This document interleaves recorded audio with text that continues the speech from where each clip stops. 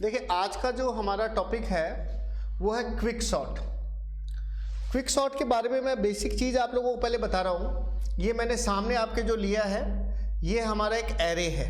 ये जो मैंने पूरा कंप्लीट जो लिया है ये आपका एक एरे है। मैं कुछ रूल आपको बता रहा हूँ, उस रूल को आपको फॉलो करना है। अगर आप उस रूल को फॉलो करेंगे तो कोडिंग ऑटोमेटिकली सही रन होगी और आपको जो आउटपुट है वो भी सही मिलेगा। थोड़ा सा टफ है लेकिन समझोगे तो समझ में आ जाएगा, कोई दिक्कत नहीं है। सबसे पहली बात की जो पहली पोजीशन है उसको आप एक वेरिएबल वैल्यू असाइन कर देंगे L, और उसी पोजीशन को आप एक वेरिएबल और दे देंगे मिनिमम। इसी तरह से जो सबसे लास्ट पोजीशन है उसको आप H दे देंगे और उसी पोजीशन को एक दे देंगे आप मैक्स। अब आप ये समझिए कि अब अगर आप देखें तो इसमें अलग अलग बुक्स जो है, अलग अलग जो सॉर्टिंग जो है क्विक सॉर्ट के तरीके में अलग अलग मेथड दिया होता है। जैसे कि मैं तरीका बता रहा हूँ आपको, 0 + 9 / 2 कर दिया मैंने। 0 ये हो गया, 9 ये हो गया और डिवाइडेड 2 आपने किया तो 4.5 जो कि इक्विवेलेंट होगा 4 के। ये आपकी एक पाइवोट वैल्यू होगी जिसको मैं मिड नाम दे रहा हूँ। पाइवोट मतलब जिसके अनुसार सारा कंपैरिजन होगा वो हमारी पाइवोट वैल्यू होगी। बात तो समझ में आ गई। अब इस चीज़ को देखें कि ज़रूरी नहीं है कि आप इसको ही पाइवोट लें। पहले बात को पूरा एकदम दिमाग में देख लें कैसे हो रहा है, फिर उस चीज़ को अपने वापस से डिस्कस कर लेंगे। तो ये हमारा होगी पाइवोट वैल्यू। लेकिन कई बुक्स के अंदर या कई सॉर्टिंग जो बताते हैं उसमें इस पहली पोजीशन को पाइवोट ले लेते हैं। पाइवोट वैल्यू का मतलब जिसके अकॉर्डिंग हम लोग कंपैरिजन करेंगे उसको हम लोग क्या बोलते हैं, पाइवोट वैल्यू। अब होगा क्या, वो ये कहता है कि अगर आप पाइवोट वैल्यू की बात कर रहे हैं तो ये समझिए कि जो आपकी वैल्यू है उससे लेफ्ट साइड में सारी वैल्यू छोटी होनी चाहिए और उससे राइट साइड में सारी वैल्यू क्या होनी चाहिए, बड़ी होनी चाहिए। अगर लेफ्ट साइड में वैल्यू छोटी है तो एक एक करके उसको इंक्रीमेंट करता रहेगा, छोड़ता रहेगा, क्योंकि वो कह रहे हैं लेफ्ट साइड में छोटी होनी चाहिए। और राइट साइड में अगर बड़ी है तो वो एक एक का क्या करता रहेगा, डिक्रीमेंट करता रहेगा। बात तो समझ में आ गई, इसमें तो कोई डाउट नहीं है। अब देखिए कि जैसे मान लीजिए मैंने मिड में 5 ले लिया, मिड में अगर मैंने 5 ले लिया। अब देखिए इसके अंदर अगर मैंने कहा कि ये मेरी पाइवोट वैल्यू है 5, तो 5 के इस तरफ सब वैल्यू छोटी होनी चाहिए, इस तरफ 5 के सारी वैल्यू बड़ी होनी चाहिए। मतलब 3 रूल आपको फॉलो करने। पहली चीज, अगर इस तरफ मतलब AL बोलता हूं मैं, L का मतलब तो इंडेक्स हो जाएगा, AL का मतलब वैल्यू हो जाएगी। अगर इस तरफ पहला रूल हो गया कि अगर AL की वैल्यू मिड से छोटी है, अगर मिड से छोटी होती तो इसको वो कहता है कि भाई मेरे तो इस तरफ सारी वैल्यू छोटी निकलती जाए तो अच्छी बात है, तो आप L में इंक्रीमेंट कर दो, L एक एक बढ़ जाएगा। मतलब 3 रूल है, फिर आप देखना कैसे काम करेगा। L++ होता रहे, ठीक है। होगा नहीं होगा वो तुम्हारी टेंशन नहीं है, वो मैं अभी समझाऊंगा तब समझ में आएगा। और अगर इसी तरह से वो कहता है सेकंड रूल कि अगर इस तरफ वैल्यू बड़ी है तो उसको कंपैरिजन में शामिल करने की जरूरत नहीं है, उसको आप स्किप करेंगे। स्किप कैसे करेंगे, H-, मतलब इस तरफ अगर बड़ी निकलती जाए 5 से तो इसको छोड़ दो, इस पे आ जाओ, इस पे आ जाओ, इस पे आ जाओ, इस तरह से माइनस होता रहेगा। और अगर इस तरफ वैल्यू छोटी होती तो ये L क्या होता जाता है, लगातार प्लस होता रहेगा, ठीक है। हो रहा है नहीं हो रहा है वो मैं बाद में बताऊंगा। अब बात सुने, थर्ड जो रूल है वो रूल ये कहता है कि अगर मान लो आपने एक लूप ये चला दिया, वाइल का मतलब लगातार होगा, एक लूप आपने ये चला दिया, वाइल कंटिन्यूअस लूप चल गया, लगातार स्किप करना है तभी तो लूप चलेगा।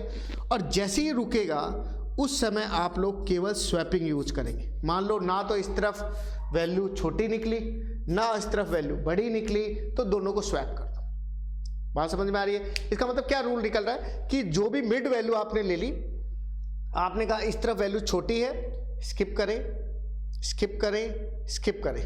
इसी तरह से इस तरफ वैल्यू बड़ी है तो इधर से क्या करेंगे आप लोग, स्किप करेंगे 1 by 1, और जहां पर वो लूप रुकेगा उस पोजीशन पे दोनों क्या करेंगे, स्वैपिंग करेंगे। तो मैं इसमें करके तुम्हें बताता हूं। देखो सबसे पहली चीज आपने इसके अंदर, अब आप ये देखिए सबसे पहली चीज 5 है, 5 से आपने इस तरफ देखा, आपने कहा कि भाई जो 7 जो है क्या वो 5 से छोटा है क्या? भाई 7 जो है 5 से छोटा नहीं है, तो L स्किप नहीं करेगा। चलिए इस तरफ चलते हैं। मैंने कहा क्या 5 से 2 बड़ा है? जी नहीं, ये कंडीशन भी फॉल्स होगी, ये कंडीशन भी फॉल्स होगी। इसका मतलब ना तो H में चेंज होगा ना L में चेंज होगा, दोनों में ही बदलाव नहीं होगा। तो मैंने आपको क्या सिखाया कि पहली कंडीशन फॉल्स हो जाए, दूसरी कंडीशन फॉल्स हो जाए, तो थर्ड कंडीशन आप लोग यूज करेंगे जिसमें आप लोग इसको क्या करोगे? स्वैपिंग करोगे। After swapping L plus plus हो जाएगा, H माइनस माइनस, क्योंकि उस पोजीशन को छोड़ दो जब आपने उस पर काम कर चुके हो। तो इसका मतलब ये और ये दोनों वैल्यू आपस में स्वैप करेगी। स्वैप करेगी तो वैल्यू बन जाएगी 2, 6, 3, 8, 5, 9, 11, 12, 3 और 7। मैंने आपको बताया कि आफ्टर स्वैपिंग L जो है वो इधर आ जाएगा और H जो है वो इधर आ जाएगा। 3 स्टेप मैंने पूरे कर दिए। तीनों स्टेप पूरे करते वापस से वही स्टेप्स जो मैंने अभी दोहराया वो वापस से मैं दोहराऊंगा, ठीक है? चलते 5 वहीं का वहीं रहेगा। मैंने पूछा क्या 6 5 से छोटा है क्या? जी नहीं सर, 6 भी 5 से छोटा अभी भी नहीं है। फिर छोड़ेगा, कोई मतलब नहीं। चलो उस तरफ चलते हैं। फिर वापस से पूछेगा क्या जो 3 है वो 5 से बड़ा है? ना ये कंडीशन ट्रू हुई ना ये कंडीशन ट्रू हुई। जब दोनों ही कंडीशन ट्रू नहीं हुई तो थर्ड कंडीशन कहती है कि स्वैप करो। तो कर लेते हैं सर स्वैप कर लेते हैं। तो स्वैपिंग करेंगे, स्वैपिंग के साथ L प्लस प्लस होगा, H माइनस माइनस होगा, तो बनेगा 2, 3, 3, 8, 5, 9, 11, 12, 6 और 7। आपको बस इतना ही ध्यान रखना है कि किसी भी कंडीशन में आपको रूल को नहीं छोड़ना, नियम फॉलो करते रहो। बस इतना सा आपको ध्यान रखना है, समझ के बात को? ठीक है। चलिए सर आपने कहा था, हमने उसके अकॉर्डिंग L इधर आ गया, हमारा H इधर आ गया। ओके, हमारे कंपैरिजन जो वैल्यू वो 5 है। ये कोई नियम नहीं है कि 5 बीच में खड़ा रहेगा, 5 भी इधर उधर मूव कर सकता है, उस चीज को आप शामिल नहीं करेंगे। चलो वापस से पूछते हैं क्या 3 5 से छोटा है क्या? छोटा है, छोटा है तो जी L इधर आ जाएगा। क्या 8 5 से छोटा है? नहीं है, नहीं है तो लूप रुक गया। अब उस तरफ चलेंगे। उस तरफ मैंने क्या कहा? मैंने कहा भाई 5 से 12 बड़ा है क्या? हाँ जी बड़ा है, H इधर आ गया। क्या 11 5 से बड़ा है क्या? बड़ा है, H इधर आ गया। अब मैंने कहा 5 से क्या 9 बड़ा है क्या? H इधर आ गया। अब क्या होगा? अब ये क्या कह रहा है कि 5 5 से बड़ा है क्या? नहीं है, 5 5 से बड़ा है ही नहीं। जब नहीं है तो कंडीशन फॉल्स होगी। ये यहां पर रुक गया और ये यहां रुक गया, सिंपल। अब आपको क्या करना है? स्वैपिंग करनी है। पहला रूल हो गया L प्लस प्लस का, दूसरा रूल हो गया H माइनस माइनस का। अब हम थर्ड रूल को फॉलो करेंगे। थर्ड रूल के अकॉर्डिंग मैंने क्या कहा? मैंने कहा कि हमें इसकी स्वैपिंग करनी है। 2 3 3 5 8 9 11 12 6 और 7। आफ्टर स्वैपिंग मैंने रूल जो बता रखा है कि हम लोग इसको एक्सचेंज कर देंगे। एक्सचेंज कर देंगे तो L तो आ जाएगा इधर और H आ जाएगा आपका इधर। जैसे ही ये एक दूसरे को क्रॉस करेंगे वैसे ही 2 पार्टीशन हो जाएंगे, समझ गए बात को? और इन 2 पार्टीशन पे हम दोबारा से वही काम करेंगे जो हमने अभी किया है। वैसे तो इधर वाली तो अरेंज हो चुकी है, देखो 2 3 3 5, और इस तरफ जो है वो 8 9 11 12 6 7 अभी तक अरेंज नहीं हुई है। वो मैं तुम्हें दोबारा से इसी को पार्टीशन को दोबारा से करूँगा।